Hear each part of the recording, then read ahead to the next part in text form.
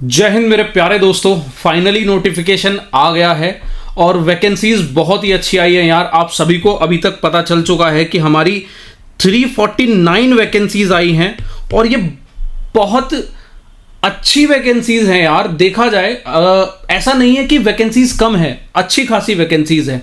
तो वैकेंसीज के बारे में आप सभी को ये डिस्कशन मिल चुका है, हम लोग बात कर चुके हैं, इतनी वैकेंसीज हैं। आज अभी मैं इस नोटिफिकेशन के थ्रू कुछ बड़े चेंजेस आपको बताने वाला हूं यार। ये वैकेंसी तो आपने बहुत बार सुन लिया होगा, बट जो मेन चीज है जिस पर अचीव सीएपीएफ हमेशा फोकस करता है, छोटी से छोटी बारीक चीजों पर आप नोटिस करेंगे। मैं आपको इस नोटिफिकेशन को पूरा यहां पर दिखाने वाला हूं यार। बहुत बड़े बड़े कुछ 10 मेजर चेंज मैं आपको दिखाऊंगा। कुछ चेंजेस हैं, कुछ यूपीएससी की तरफ से क्लैरिफिकेशन है जो आपको पता होना चाहिए, क्योंकि आपको बाद में एक एक छोटी से छोटी गलती नुकसान कर सकती है आपके एग्जाम में। ठीक है, सबसे पहले यहां पर देखो, पहला जो चेंज किया है, ध्यान से देखते हुए चलना यार। ये नोटिफिकेशन आपके इस जर्नी का सबसे पहला स्टेप है और ये पहला ही स्टेप अगर आपने गलत कर दिया ना, ये पहला गलत कदम उठा लिया तो भाई पूरी की पूरी जर्नी खराब हो जाएगी।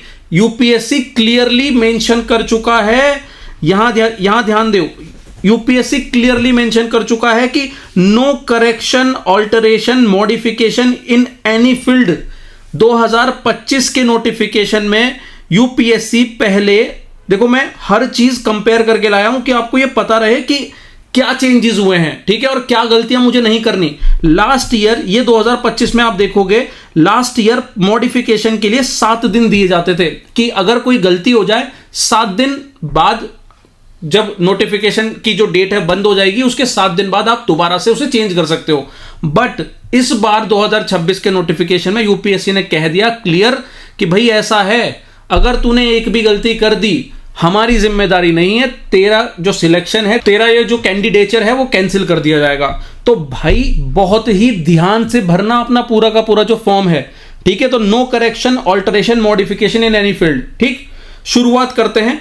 अभी तक हम लोग जो फॉर्म है, यूपीएससी की एक दूसरी साइट हुआ करती थी, वहां पर भरा करते थे। 2025 में आप देखोगे अभी तक जो फॉर्म भरा जाया करता था वो यूपीएससी की डायरेक्ट साइट हुआ करती थी, upsc.gov.in। बट अभी आप नोटिस करेंगे यूपीएससी ने एक अलग upsconline.nic.in एक वेबसाइट बनाकर दी है जहां पर आपको फॉर्म भरना है। अब ये वेबसाइट दिखेगी कैसी, देखो बहुत सारे बच्चे, आप ये जानते होंगे, बहुत छोटी छोटी चीजें हैं, बट आप जिनको ये नहीं पता है, सीएससी वाले बच्चे, सीडीएस वाले बच्चे अब तक ये फॉर्म भर चुके हैं तो उनको आइडिया है, बट सीएपीएफ वाले बच्चों को इस चीज का आइडिया नहीं है जो मैं आपको देने वाला हूं।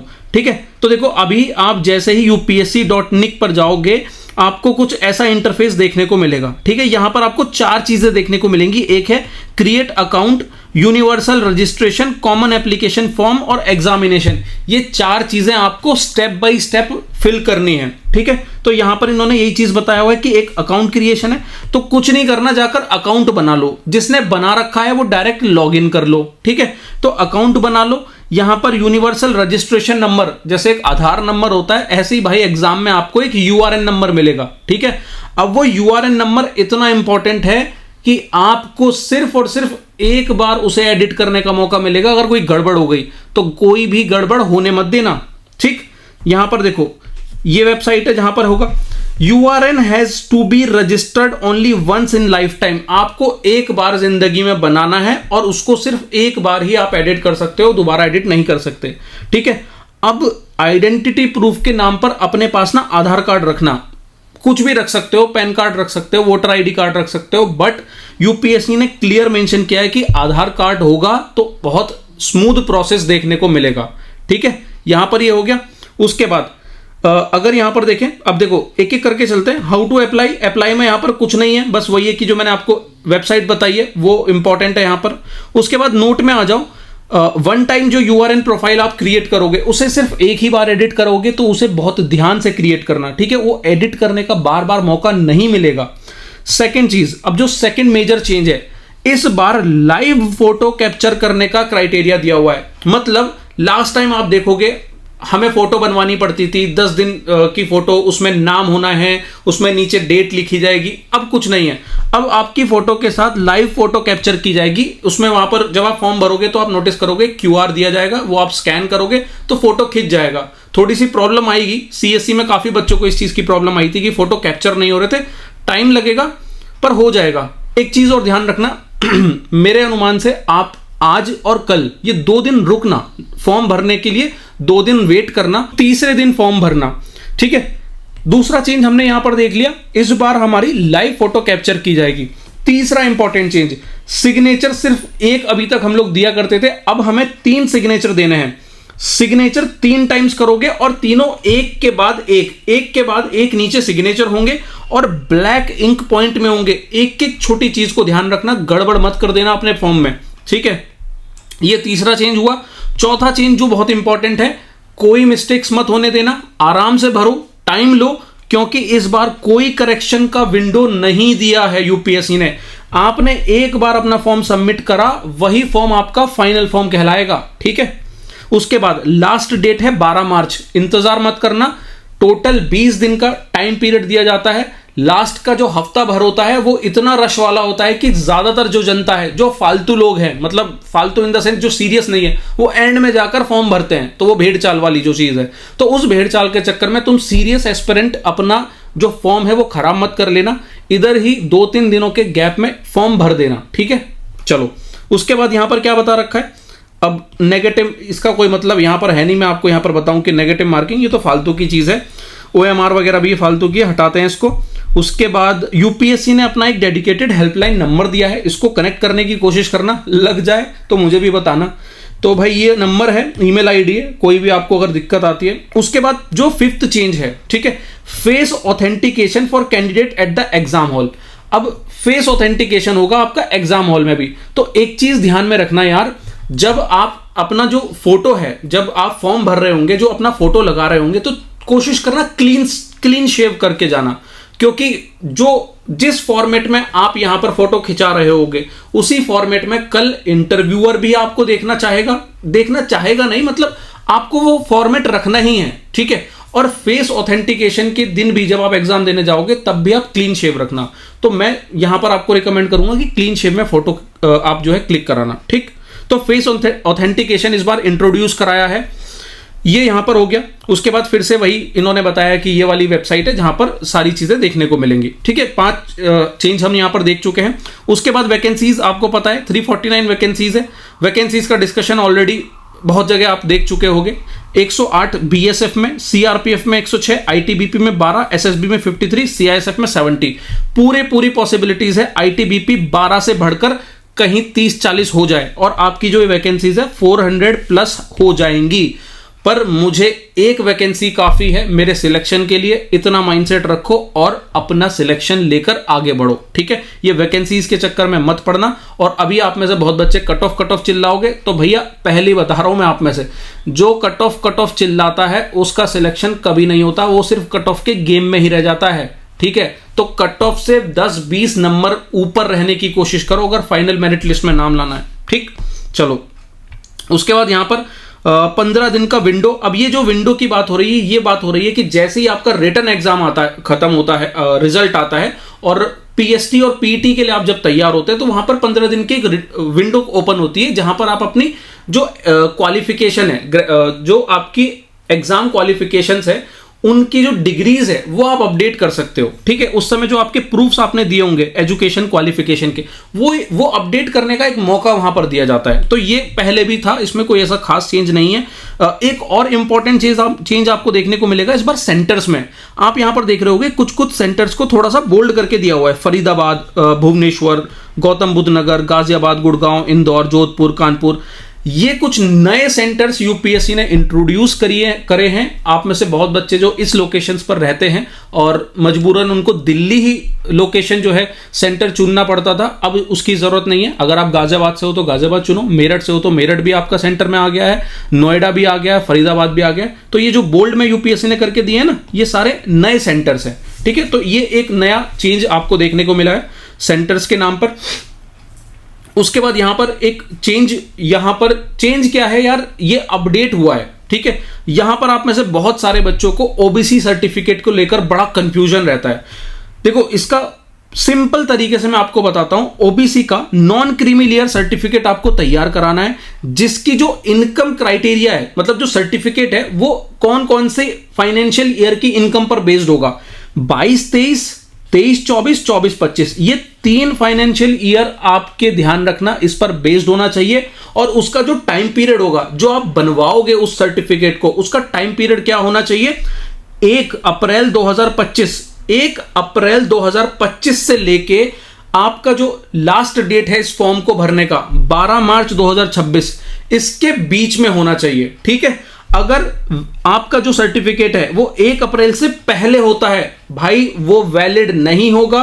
अगर वो 12 मार्च के बाद आता है तो भी वो वैलिड नहीं होगा। तो यहां बिल्कुल क्लियर नोटिफिकेशन है यूपीएससी का कि ये टाइम पीरियड के बीच में आपका जो सर्टिफिकेट है वो बना होना चाहिए, और कौन कौन से फाइनेंशियल ईयर उसमें कंसीडर करे जाएंगे, ये तीनों, ठीक है। सेम इसी अकॉर्डिंग आपका ईडब्ल्यूएस का इनकम एंड एसेट सर्टिफिकेट आपको तैयार कराना है, जहां सिर्फ और सिर्फ 24-25 के फाइनेंशियल ईयर को की इनकम को कंसीडर करा जाएगा, और जो टाइम पीरियड है आपके सर्टिफिकेट का वो बिल्कुल सेम है जो ओबीसी का है।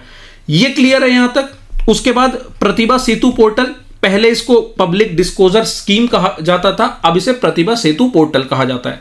आपके फॉर्म में एक जगह टिक करने के लिए आएगा, जहां पर आपसे मांगा जाएगा कि जो आपकी सारी इंफॉर्मेशन है, अगर आप कल इंटरव्यू देने के बाद रिजेक्ट हो जाते हैं, आप फाइनल मेरिट लिस्ट में नहीं नाम आता आपका, तो यूपीएससी आपकी जो इंफॉर्मेशन है वो अलग अलग डिफरेंट एजेंसीज को शेयर कर देगी, और हो सकता है कि वो एजेंसीज आपकी कुछ क्वालिटीज को देखकर वहां अपने पास इंटरव्यू के लिए बुला लें, ठीक है। तो एक तरीके से आपके पास अपॉर्चुनिटी बढ़ जाएंगी। तो उस जगह जहां पर यूपीएससी अपने फॉर्म में इसको भरवाएगी, तो आप वहां पर टिक कर देना कि हाँ, हमारी जो इंफॉर्मेशन है वो शेयर कर दी जाए, ठीक है। इसका फायदा आपको देखने को मिलेगा।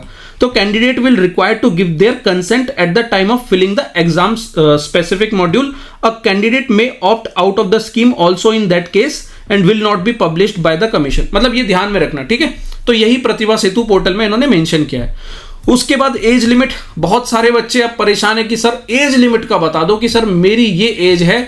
अभी कमेंट में भी आएंगे कि सर मेरी एज ये है। मैं सारे कंफ्यूजन दूर कर रहा हूं। आपका इस वीडियो के बाद भी कोई कंफ्यूजन रह जाता है, आप कमेंट सेक्शन में डाल देना, सारे के सारे डाउट्स को क्लियर करूंगा मैं। देखो, नोटिफिकेशन को बताने का, डिस्कस करने का मतलब बस ये नहीं कि आए और वैकेंसीज बता दिया और आलतू फालतू चीज बात कर गए। मैं एक एक चीज जो चेंजेस हुए हैं, अभी आप देखोगे एंड में आपके फिजिकल टेस्ट में, आपकी फिजिकल एफिशिएंसी में, वहां पर भी छोटे छोटे चेंजेस हुए हैं, ठीक है। तो वो भी आपको मैं बताऊंगा। अब देखो, इस चीज को यहां पर इतने कंफ्यूजन में मत पड़ो। सिंपल ये मैंने एक टेबल बनाई है आपके लिए। आप जनरल कैटेगरी में हो तो आपकी जो डेट ऑफ बर्थ है वो 2 अगस्त 2001 से 1 अगस्त 2006 के बीच में होनी चाहिए, ठीक है। तो आपको ध्यान रखना है कि मेरा जो भी डेट ऑफ बर्थ है, ठीक है, वो कंसीडर कर लो और देख लो कि क्या वो इस टाइम फ्रेम के बीच में आ रहा है। ओबीसी को 3 साल का रिलैक्सेशन है, तो थोड़ा सा 3 साल पहले और चले जाओ, तो यानी कि 2 अगस्त 1998 से 1 अगस्त 2006 के बीच में अगर आपकी डेट ऑफ बर्थ है तो आप यहां पर एलिजिबल हो। उसके बाद SC STs 5 साल का इनको जो है रिलैक्सेशन गिवन है, तो आपके लिए ये एज क्राइटेरिया है। तो भाई ये मैंने आपको सबकी यहां पर क्राइटेरिया लिख दिया है, आप बस ध्यान दो आपका डेट ऑफ बर्थ क्या है, आप किस दिन पैदा हुए थे, किस साल में पैदा हुए थे, उसको बस आपको देखना है कि वो अगर इसके बीच में आ रहा है तो मतलब आप एलिजिबल हो। यहां पर ज्यादा परेशान मत होना। आप में से बहुत बच्चों के मैसेज आते रहते हैं, कंफ्यूज हो आप कि इसमें क्या किया जाए, ठीक है। और एक्स सर्विसमैन और जो गवर्नमेंट सर्वेंट है वो भी यहां पर 5-5 साल के लिए एलिजिबल हैं रिलैक्सेशन के लिए, ठीक है। अच्छा, एक्स सर्विसमैन और सिविलियन सेंट्रल गवर्नमेंट सर्वेंट, उनके लिए एक प्लस पॉइंट और है, यहां क्यूमुलेटिव एज रिलैक्सेशन दिया है। क्यूमुलेटिव मतलब आप जिस कैटेगरी से बिलोंग करते हो, SC ST OBC, उसका भी फायदा ले सकते हो, 5 साल का उसका फायदा ले सकते हो, और साथ में 5 साल का अपना जो सेंट्रल गवर्नमेंट या एक्स सर्विसमैन है उसका भी फायदा ले सकते हो। यानी कि आप टोटल कंबाइंड क्यूमुलेटिव जो क्राइटेरिया है उसका फायदा उठा सकते हो, ठीक है। ये आपको ध्यान रखना है। उसके बाद यार यहां पर ज्यादा कुछ नहीं है, मिनिमम को, अच्छा यहां डेट ऑफ बर्थ बताया हुआ है कि जो आपके 10th और 12th के सर्टिफिकेट है उसको ध्यान में रखते हुए डेट ऑफ बर्थ लिखना, इधर उधर चेंज नहीं होने चाहिए। सारे डॉक्यूमेंट्स में आपका नाम, डेट ऑफ बर्थ, ये सारी जो बेसिक इंफॉर्मेशन है वो कॉमन होनी चाहिए। उसके बाद मिनिमम एजुकेशन क्वालिफिकेशन, कोई बहुत हाई फाई आईआईटी और आईआईएम की डिग्री नहीं चाहिए, बेसिक बैचलर डिग्री चाहिए। और आप में से बहुत बच्चे जो अभी कहेंगे कि सर मैं लास्ट सेमेस्टर में हूं, फाइनल ईयर में हूं, तो क्या मैं भी इस एग्जाम का फॉर्म भर सकता हूं? तो आप बिल्कुल भर सकते हो, ठीक है। बस आपको ध्यान रखना है कि जब डॉक्यूमेंट मांगे जाएंगे, जब दोबारा 15 दिन का जो विंडो ओपन होगा पीएसटी के टाइम पर, तब आपको अपनी डिग्री अपडेट करनी होगी, ठीक है। चलो, उसके बाद यार यहाँ पर एक छोटा सा इंफॉर्मेशन, आप सभी को पता है कि जो एक बार सिलेक्ट हो जाता है सीएपीएफ में, एक अच्छी चीज सीएपीएफ में देखने को मिलती है जो सीएससी में अब धीरे धीरे आ रही है, कि आप एक बार सिलेक्शन आपने ले लिया तो आप दोबारा से इस एग्जाम को नहीं भर सकते, ठीक है। तो ये यहाँ पर बहुत अच्छी चीज है। उसके बाद एनसीसी सर्टिफिकेट, इसका एक फायदा आपको देखने को मिल सकता है, तो जो बच्चों के पास एनसीसी सर्टिफिकेट है उसका फायदा उठाओ, ठीक है। उसके बाद यहाँ पर फीस की बात की हुई है। All female candidates and belonging to SC/ST are not required to pay. Simple है कि यार आपको कितना पे करना है, SC/STs और वो जो फीमेल कैंडिडेट है उनको कोई पेमेंट नहीं देनी है, ठीक है, वो सारी चीजें हैं। उसके बाद हाउ टू अप्लाई फॉर्म, अब देखो यहाँ फिर से वही चीजें रिपीट हो रही हैं आपके फॉर्म में, कि कैसे URN इंपॉर्टेंट है, कैसे आपको फोटो कैप्चर करना है, सिग्नेचर अपलोड करने हैं, तो ये सारी चीजें मैं आपको शुरुआत में बता चुका हूं, ठीक है। उसके बाद यहाँ कुछ ऐसा काम का है नहीं, इधर भी काम का नहीं है। लास्ट डेट सबमिशन की 12 मार्च है, आपको ध्यान रखना है। उसके बाद ईमेल आईडी पर यूपीएससी बहुत एम्फेसाइज करता है, क्योंकि यूपीएससी कल आपको कॉल नहीं करेगा, आपको जो है पोस्ट नहीं करेगा, आपकी ईमेल आईडी, सारा खेल आपकी ईमेल आईडी से हो रहा होगा। तो दो चीज, एक अपना फोन नंबर जहां भी डालोगे और दूसरा ईमेल आईडी, बहुत ध्यान से डालना, ठीक है, क्योंकि सारे की सारी जो कम्युनिकेशन है ना यूपीएससी आपको इन ईमेल के थ्रू ही कर रही होगी, ठीक है। चलो, उसके बाद यहां कुछ ऐसा काम का नहीं है। ओके, अब देखो 9th जो इंपॉर्टेंट चेंज नहीं कहूंगा, ये यूपीएससी ने क्लैरिफिकेशन दिया है, क्योंकि इन सभी इंपॉर्टेंट चीजों की वजह से ही यूपीएससी के जो एग्जाम्स हैं वो डिले हो जाते हैं, क्योंकि यही क्लियरिफिकेशन यूपीएससी ने नोटिफिकेशन में नहीं दिए हुए, जिसकी वजह से केस पे केस यूपीएससी को जो है फेस करने पड़ते हैं। तो यहां पर एक यूपीएससी ने क्लैरिफिकेशन साफ साफ दे दिया है। पुराने नोटिफिकेशन में ये कोई क्लैरिफिकेशन नहीं था, पर इस बार यूपीएससी ने साफ कहा है। लॉन्ग जंप में अक्सर एक दिक्कत आती थी, एक स्टार्ट लाइन होती है और एक फिनिश लाइन होती है, तो यूपीएससी ने साफ कह दिया है कि कोई भी स्टूडेंट लॉन्ग जंप करते हुए अगर इस स्टार्ट लाइन या फिनिश लाइन को टच करता है तो वो वहां पर डिस्क्वालीफाई कर दिया जाएगा। कंफ्यूजन था इस पर, यूपीएससी ने 2026 के इस नोटिफिकेशन से पहले इसका जो क्लियर जो डिक्लेरेशन है वो नहीं किया था, पर इस बार नोट बनाकर अलग से इस बॉक्स में इन्होंने मेंशन किया है, यानी कि इसकी कोई जरूरत होगी तभी यूपीएससी ने क्लियर किया है, ठीक है, ये आपको ध्यान रखना। उसके बाद एक और बहुत बड़ा इंपॉर्टेंट चेंज नहीं, एक इंफॉर्मेशन यूपीएससी की तरफ से बहुत सारे बच्चों के मैसेज आते हैं, क्वेरीज आती हैं कि सर यूपीएससी की जो रिक्वायरमेंट है हाइट की वो 165 सेंटीमीटर है मैन के लिए, वुमेन के लिए 157, और चेस्ट की 81 है, और वेट 50 मिनिमम और 46 वुमेन के लिए। तो सर अगर मेरी जो हाइट है, बच्चों का कहना होता है कि सर मेरी जो हाइट है 165 से सिर्फ 0.1 सेंटीमीटर अगर कम है तो क्या मुझे कंसीडर कर लिया जाएगा? यूपीएससी ने साफ साफ कह दिया है कि भाई अगर तुम्हारी 0.1 सेंटीमीटर भी अगर कम है तो हम आपको डिस्क्वालीफाई कर देंगे। यहां ध्यान से पढ़ना, इस बार यूपीएससी ने ये सारी चीजें बहुत क्लियर ढंग से बता दी हैं। नोट में कहा है, for example if minimum height requirement is 165 centimetre then candidate having height 164.9 centimetre and less will be disqualified. ठीक है, आपको डिस्क्वालीफाई माना जाएगा।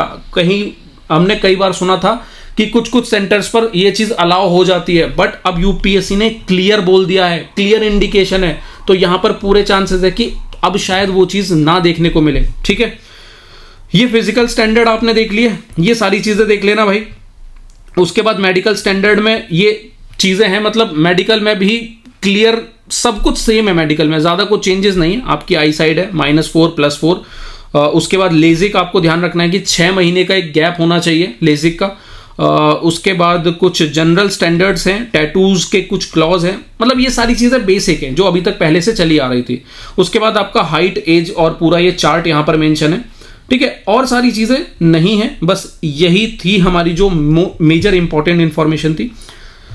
ठीक है यार, मैंने आपको सारी चीजें अब अच्छा एक यहां पर भी है राउंड ऑफ मार्क या टाई ब्रेकिंग प्रिंसिपल, मतलब उतना काम का है नहीं, मैं इसलिए डिस्कस नहीं कर रहा हूं। बस ये क्या कह रहे हैं कि कोई दो रैंकर्स हैं, उनके नंबर बिल्कुल सेम है, तो ये कैसे डिसाइड होगा कि किसको हायर रैंक दी जाए, किसको कम दी जाए। काम की चीज है नहीं, इसको हटाओ यार, ये फालतू की चीज है, हमारे लिए उतना रिलेवेंट नहीं। हमारे लिए रैंक मिल जाए बहुत बड़ी बात है, चाहे कहीं भी दे दो। ठीक है, चलो ये पूरा नोटिफिकेशन है। सिलेक्शन पे यार काम करो। ठीक है, कोई भी डाउट है आपके, कोई भी आपके अगर डाउट है, कोई भी आपके अगर कोर्स से रिलेटेड डाउट है, आप हमें आपकी प्रिपरेशन से रिलेटेड, आपके कोर्स से रिलेटेड, आपके फॉर्म से रिलेटेड, आपका जो भी डाउट है, आप हमें 8510060722 इस नंबर पर व्हाट्सएप करिए, या फिर मेरी टेलीग्राम आईडी IamRay28 पर आप मुझसे कनेक्ट करिए। आपके हर एक डाउट को मैं दूर करके दूंगा। प्रिपरेशन कैसे करनी है नेक्स्ट 150 डेज में, वो सारी चीजें मैं आपको सही ढंग से बताऊंगा। कोई भी डाउट आपका आता है, आप यहां पर हमसे कनेक्ट कर सकते हैं। बस ध्यान रखिएगा, ये सारे डाउट्स तब वैलिड होंगे जब आप फॉर्म ढंग से भरोगे। तो यार ये पूरा नोटिफिकेशन का वीडियो एक डिटेल तरीके से मैं आप सबके सामने लाया हूं।